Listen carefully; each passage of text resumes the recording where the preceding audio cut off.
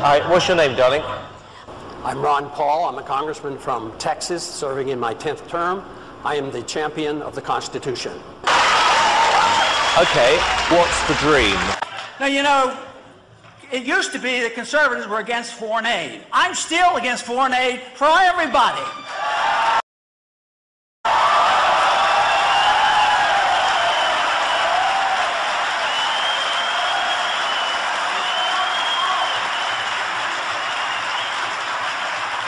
Now, I have a saying that I've used to describe foreign aid. Foreign aid is taking money from the poor people of a rich country and giving it to the rich people of a poor country.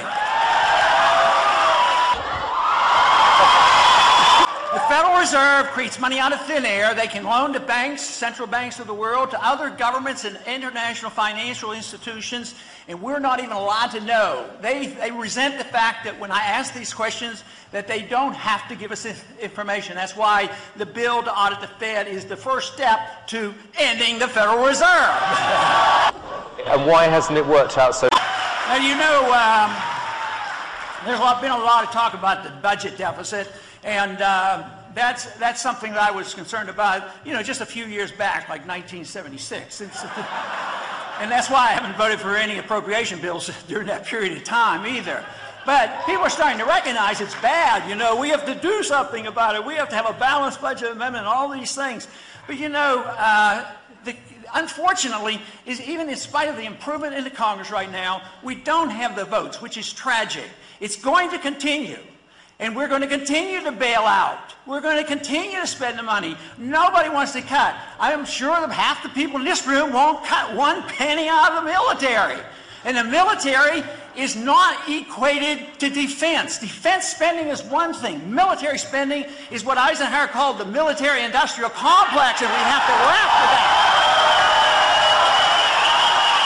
If we have a free society, we can go about our business and do our very best, work toward virtuous things and work toward excellence. When government takes over the role of making us virtuous and making us excellent and redistributing the wealth, they only do it at the expense of liberty, and that's why we're in such terrible shape today, is because we've allowed the government to be so much involved. Government should never be able to do anything you can't do.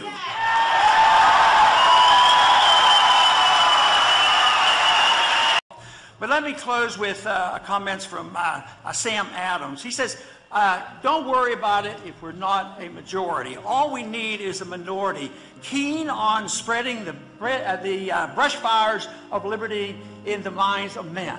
That is what we need to do. And believe me, the brush fires are burning. They're burning and they're spreading, and people are getting excited because they're starting to separate it out, what true liberty is all about, what market liberty, personal liberty is, and what it means in foreign policy, what it means in our traditions, the American tradition, what it means because the Constitution confirms and confers with what I'm saying. There is no end authority in the Constitution to have a Federal Reserve System, no authority for the welfare state, and no authority for the police state. It's not there.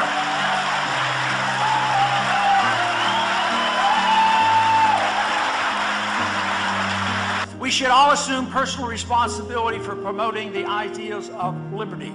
And one thing that Samuel Johnson always advised when they were in the dire consequences of the problems of the revolution, he said, we cannot present long faces to the people, the colonists at that time, because it will make them realize how tough things are. So we should not have long faces. We do not know exactly what tomorrow will bring, but I do know that the effort is worthwhile, and I do know that you can have a lot of fun defending liberty, and believe me, if you understand liberty and realize it's the only humanitarian system that existed ever on mankind, I tell you what, if you learn about it, study it, promote free market economics, and fight for this, I can guarantee you, you will sleep better at night, you will enjoy your life, and you will feel like you're doing something worthwhile. Defend liberty!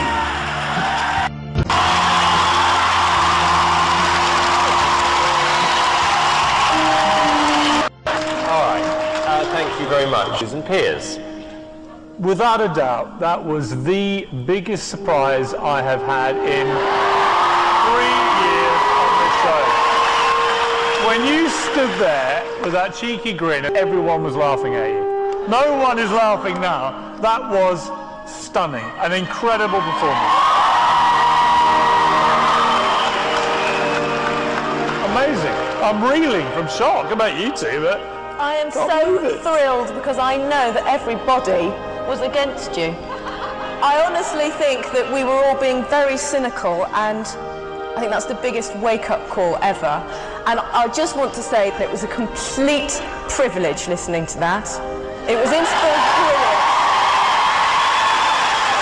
I knew the minute you walked out that we were going to hear something extraordinary, and I was right. You are a little tiger, aren't you? Okay, moment of truth. Piers, yes or no? the biggest yes I have ever given anyone. Amanda? Yes, definitely. It's 3 yeses.